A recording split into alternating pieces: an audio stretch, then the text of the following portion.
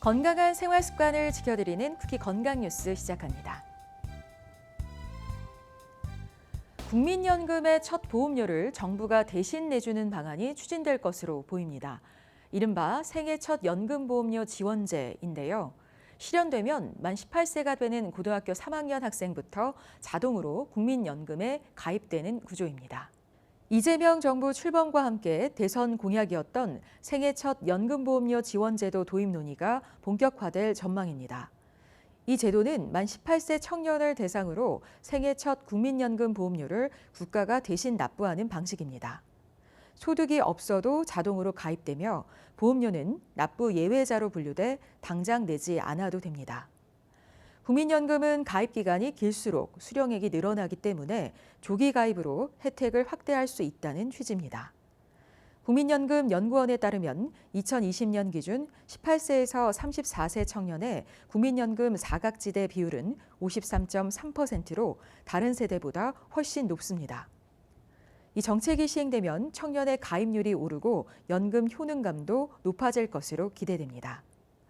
하지만 재정 부담과 보험료 납부에 대한 책임 약화 등의 우려도 제기되는데요. 실제로 이와 유사한 법안은 과거에도 발의됐지만 재원 마련 문제로 폐기된 바 있습니다. 전문가들은 짧은 가입 기간이라는 연금 제도의 구조적 한계를 보완하기 위한 시도라면서도 실효성 있는 제도 설계가 필요하다고 지적합니다. 집단 사직 후 여전히 병원으로 돌아가지 않은 전공의들 사이에서 복귀를 희망하는 목소리가 나오고 있습니다.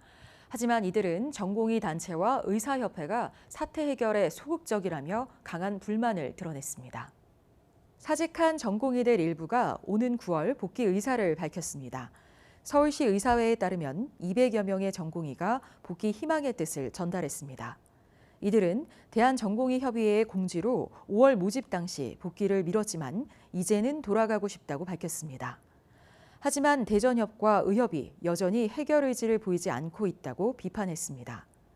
복지부 장차관 인선 이유로 협상을 미룬다거나 회의에도 참여하지 않고 있다는 점이 그 이유인데요.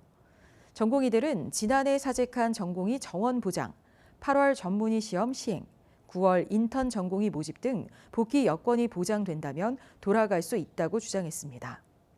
의대생 사이에서도 복귀 움직임이 감지되고 있는데요. 대한의과대학 의학전문대학원 학생협회 비대위원장을 상대로는 탄핵 투표가 진행됐고 과반 이상이 찬성한 것으로 전해졌습니다. 전라북도 의사회는 6월을 넘기면 의학교육 정상화 골든타임을 놓친다며 정부와 의료계가 함께 문제 해결에 나설 것을 촉구했습니다. 식중독 위험이 커지는 무더위를 앞두고 영유아 급식시설을 대상으로 식품위생 점검이 이뤄졌는데요. 점검 결과 일부 시설에서 법 위반 사항이 적발돼 행정처분이 내려질 전망입니다. 식품의약품안전처가 전국 어린이집 집단급식소 6,536곳을 점검한 결과 식품위생법을 위반한 11곳이 적발됐습니다. 이번 점검은 17개 지방자치단체와 함께 지난달 7일부터 27일까지 실시됐으며 조리식품의 식중독균 검사도 병행됐는데요. 주요 위반 사항은 조리기구 청결 미흡, 종사자 마스크 미착용 등 위생기준 위반이 4건, 소비기한 지난 식품 보관 1건 등이었고 이 외에도 건강진단 미실시 4건, 보존식 미보관 2건이 확인됐습니다. 점검에 적발된 시설에는 관할 지자체가 과태료 등 행정처분을 내릴 예정이며 6개월 이내 재점검이 실시됩니다.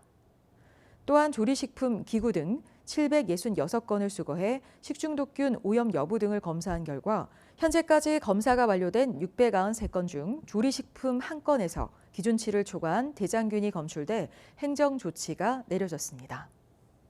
국민 10명 중 4명이 지난해 한 번 이상 의료용 마약류를 처방받은 것으로 나타났습니다. 특히 ADHD 치료제는 5년 새 2배 이상 늘면서 우려의 목소리도 나오고 있습니다. 지난해 의료용 마약류를 처방받은 환자가 2천만 명을 넘어선 것으로 나타났습니다. 국민 10명 중 4명이 의료용 마약을 한 번 이상 처방받은 셈인데요. 총 처방량은 19억 2천만 개로 1인당 평균 96개의 마약류를 받은 것으로 집계됐습니다. 식약처에 따르면 의료용 마약 가운데 마취제인 프로포폴과 진정제, 미다졸람 처방 비율이 가장 높았는데요. 이는 수면 내시경 등 건강검진에서 주로 사용되기 때문입니다. 연령별로는 50대가 가장 많았고 40에서 60대가 전체 처방 환자의 절반 이상을 차지했습니다. 특히 ADHD 치료제는 5년 새 139% 증가해 지난해 9천만 개 이상 처방됐습니다. 10대 이하 환자 수는 크게 늘지 않았지만 처방량은 2배 가까이 증가했는데요. 이는 소아청소년 환자의 치료 지속과 정신건강 의료 접근성 확대 등이 원인으로 분석됐습니다. 반면 펜타닐과 식욕 억제제는 처방이 줄어든 것으로 나타났는데요.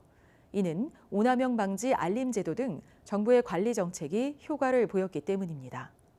식약처는 의료용 마약류의 안전 관리를 강화하고 취급 정보 분석을 통해 오남용을 막겠다고 밝혔습니다. 최근 초등학생들 사이에서 외계인 여드름짝이라는 이름의 장난감이 유행하고 있습니다. 인형 얼굴에 주사기로 이물질을 주입한 뒤 여드름을 짜듯 손으로 눌러 내용물을 짜내는 방식인데요. 이 장난감에 실제 의료용 주사 바늘이 포함된 것으로 드러났습니다. 인터넷상에서 가지고 노는 영상이 잇따라 올라오며 초등학생들 사이에서 유행처럼 번지고 있는 여드름 장난감. 해당 장난감에 포함된 주사기가 금속 바늘로 된 실제 의료기기임에도 아무런 제재 없이 아이들이 가지고 노는데요.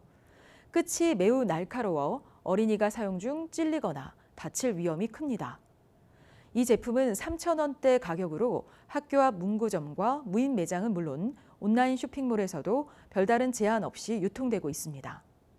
보통 국내에서 13세 미만용 완구는 엄격한 검사를 통과해 안전을 인증하는 국가통합인증마크, KC 인증마크를 반드시 받아야 하지만 해당 제품에는 유럽에서 통용되는 CE 인증마크만 있을 뿐 국내 KC 인증마크가 없는데요. 수입 판매원은 제품 사용 연령이 14세 이상으로 명시돼 있어 KC 인증 의무 대상이 아니라는 입장입니다. 이에 교육당국은 해당 제품에 대해 각 초등학교 등에 장난감에 대한 주의를 안내하는 가정통신문 발송을 지시하는 등 조치에 나섰습니다. 주말 늦잠으로 부족한 잠을 보충하는 청소년들, 얼마나 자는 게 적당할까요? 적당한 보충 수면은 도움이 되지만 지나치면 오히려 불안과 우울 증상이 커질 수 있다는 연구 결과가 나왔습니다. 미국 오리건대 김소정 연구원은 미국 수면의학회 연례회의에서 주말 보충 수면은 2시간 이내가 가장 효과적이라는 연구 결과를 발표했습니다.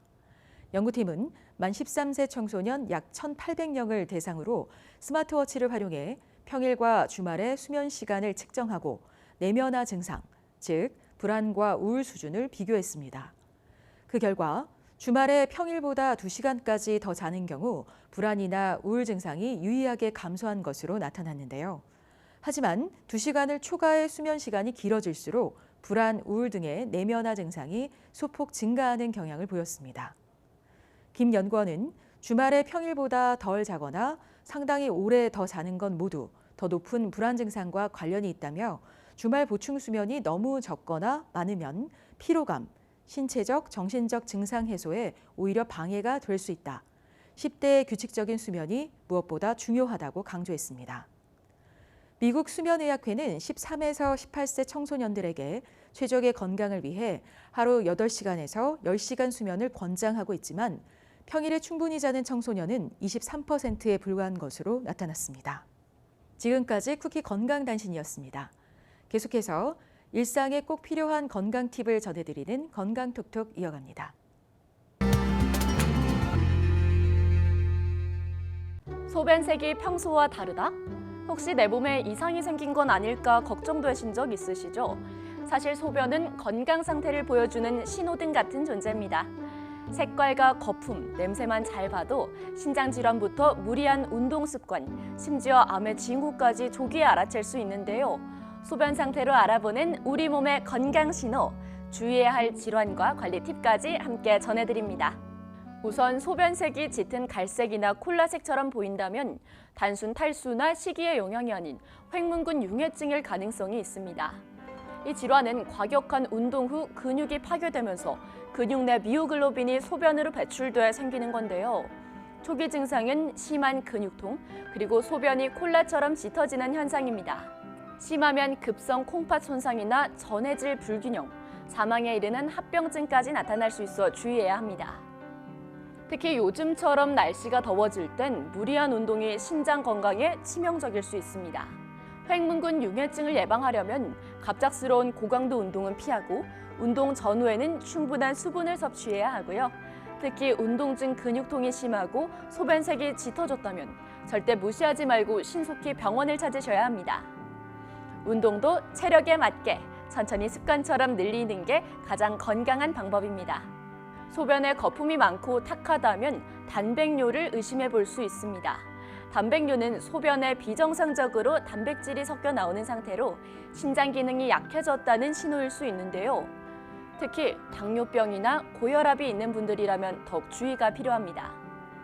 증상으로는 탁한 소변색, 눈 주위나 다리 부종, 식욕 저하 등이 나타나며 혈압, 혈당 관리와 저염식, 단백질 과잉 섭취 제한이 중요합니다. 정기적인 건강검진으로 신장 상태를 미리미리 체크하세요. 소변이 붉은빛을 띠면 혹시 혈뇨인가 하고 놀라게 되죠. 그런데 혈뇨는 운동, 외상, 감염, 결석, 전립선염, 암 등 원인이 아주 다양합니다.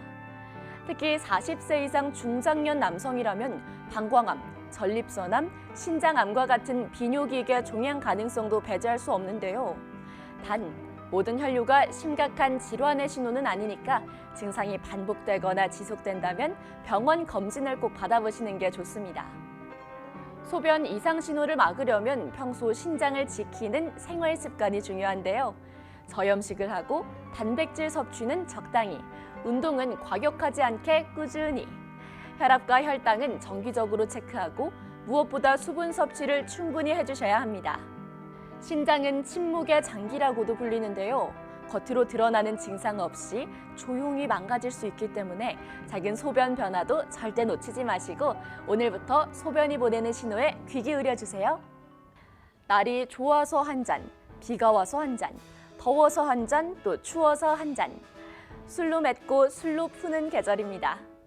한 잔의 유혹을 뿌리치기는 어려운데 술 빼 나올 것이 두려운 분들을 위해 준비해 봤는데요. 술 마시면 왜 살이 찌는지, 한 잔은 즐기면서 살은 덜 찌우는 방법은 없는지 살펴드립니다.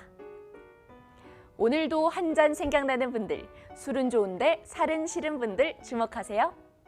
술은 열량만 있고 영양소는 없는 식품입니다.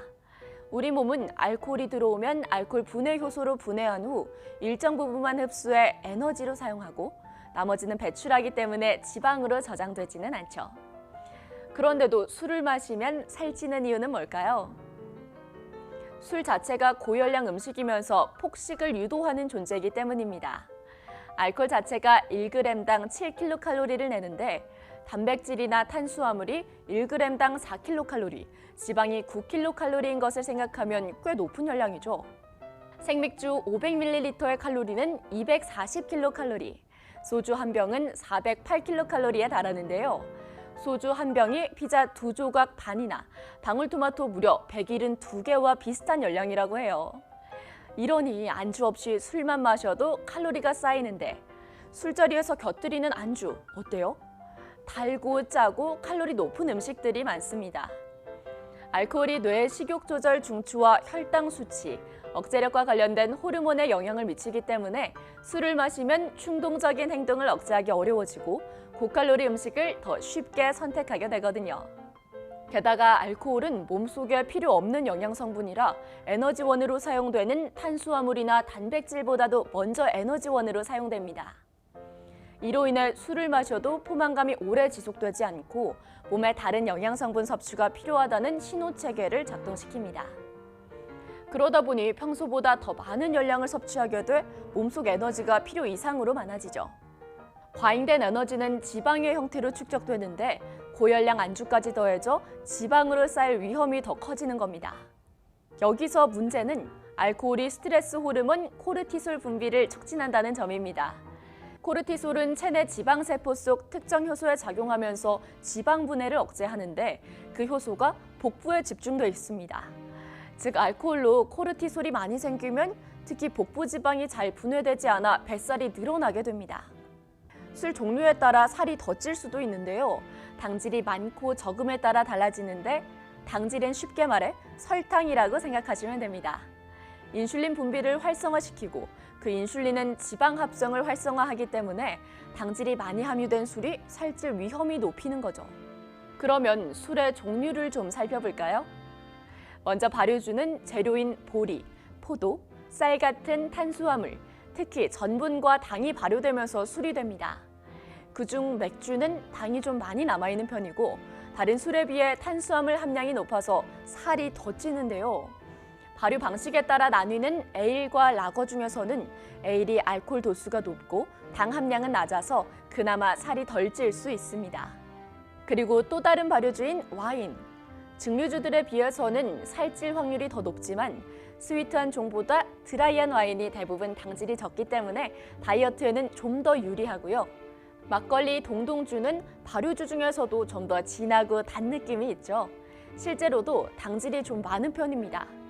단맛을 내기 위해서 당질을 더 첨가하기 때문에 다른 종류의 술에 비해서는 살이 더 찔 수 있습니다. 다음은 증류주를 살펴볼까요? 발효주를 끓여서 수분을 날리고 알코올만 남긴 증류주. 대표주자 하면 역시 소주죠. 최근 당류를 아예 사용하지 않은 제로 소주가 등장하기도 했는데요. 특히 양주라고 부르는 보드카, 진, 위스키, 럼, 브랜디, 데킬라 같은 증류주는 당질이 거의 없어서 발효주에 비해 체중 걱정은 덜 하셔도 됩니다. 단, 위스키 같은 증류주에 탄산음료를 섞어 만든 하이볼이나 알코올에 설탕 성분을 섞어 만든 리큐어, 리큐어를 주로 만드는 칵테일 등은 시럽이나 주스가 들어가기 때문에 살이 더 찔 수밖에 없겠죠. 전반적으로 보면 달고 알코올 도수가 낮을수록 살이 더 잘 찌고 쓰고 독할수록 살이 덜 찐다고 보시면 되는데요. 물론 어떤 회사의 어떤 제품이냐에 따라서 차이가 있기 때문에 이건 참고만 하시기 바랍니다. 술을 마시더라도 좀 더 건강하게 살 덜 찌는 방법에 대해서도 알려드릴게요. 먼저 술자리 전 간단한 식사부터 챙기시기 바랍니다. 공복의 알코올 섭취는 혈중 당도를 높여 허기를 유발하게 돼 폭식하게 됩니다. 그렇다고 아무거나 먹으면서 배를 채울 순 없죠. 채소와 단백질 식품을 골고루 염분은 낮춰서 드시고요. 술자리를 고려해 평소 먹는 양의 절반 이하로만 섭취하세요. 술자리가 시작됐다면 안주도 신경 쓰셔야 합니다. 칼로리 높은 기름진 안주는 술살이 찌는 지름길이죠. 술 자체가 고열량 식품이기 때문에 안주는 고단백 저열량을 선택하는 게 좋습니다. 맵고 짜고 기름진 안주는 열량이 매우 높아 술과 함께 먹으면 살이 찌기 쉽고요. 그렇다고 안주를 아예 먹지 않으면 위장 손상과 더불어 알코올 흡수가 더 빨라져 쉽게 취합니다. 따라서 알코올 해독 기능을 돕고 체내 술 흡수를 낮춰주는 단백질이 많이 함유된 안주를 추천할게요. 치즈나 두부, 고기, 생선, 과일, 채소와 같은 고단백 저열량 식품들로 드시기 바랍니다. 기분 좋을 정도로만 술을 마셨다면, 그래서 귀가할 체력이 남아있다면 집에 가는 길 평소보다 좀 더 걸어보시는 건 어떨까요? 혹시 도저히 걸을 수 없는 상태라면 다음 날이라도 무조건 한 정거장 이상씩 걷거나 5층 이상을 계단으로 오르면서 지방을 연소시키는 것도 좋겠죠? 술 마시고 난 뒤에는 힘들어도 열심히 움직여야 한다는 사실 잊지 마세요. 물론 살 안 찌는, 건강 지키는 최고의 방법은 금주죠. 술이 일군 발암물질이라는 점도, 갑작스러운 음주가 급성 알코올 중독 같은 위험한 상황을 유발할 수 있다는 사실도 압니다. 알지만 사람이 살다 보면 힘들 수도 있고 때때로 술을 마실 수도 있으니까 조절해서 조금씩 현명하게 드시길 바랍니다. 쿠키 건강 뉴스 오늘 준비한 소식은 여기까지고요. 저는 더욱 알찬 건강 정보 들고 다시 인사드리겠습니다. 함께해 주신 여러분 고맙습니다.